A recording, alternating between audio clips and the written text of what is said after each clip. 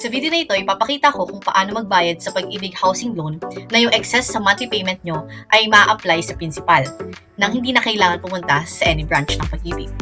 I will also show you yung step-by-step proven method na ginawa namin.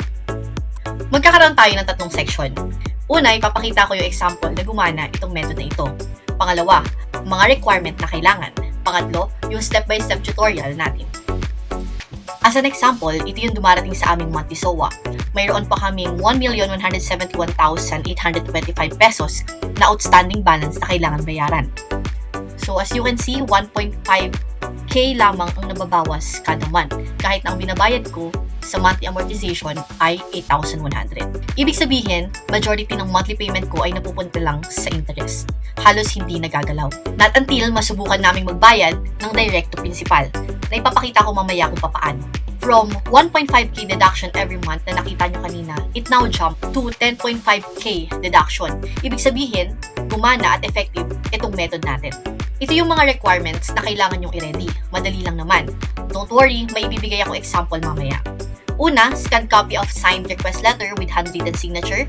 Pangalawa, scanned copies of 2 valid IDs. At pangatlo, proof of payment must be more than the monthly. For example, kung nagbabayad ka ng 10k per month, ang dapat mong ibayad for the next month ay 20k or higit pa para yung sobra ay mapunta sa principal. At magtungo na tayo sa step-by-step tutorial kung paano natin ito gagawin. Step 1, kailangan mong gumawa ng email. Maaari nyong gayahin ang nasa screen o kunin nyo sa ilalagay ko sa comment section. Ito ang pinakamahalaga. Make sure to say apply directly to principal. Narito pa ang ibang detalye na kailangan nakalagay sa email nyo. Housing loan number, property address, and payment details.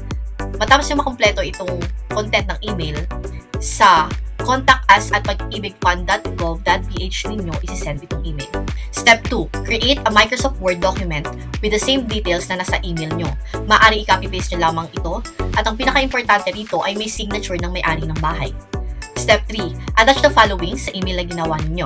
Letter with signature na ginawa sa step 2, scan 2 valid IDs, at proof of payment o resibo na binayad nyo for that month. Simple lamang ang kailangan gawin, di ba? Gumawa ng email, create the document with the signature, at i-attach ang mga requirements sa email.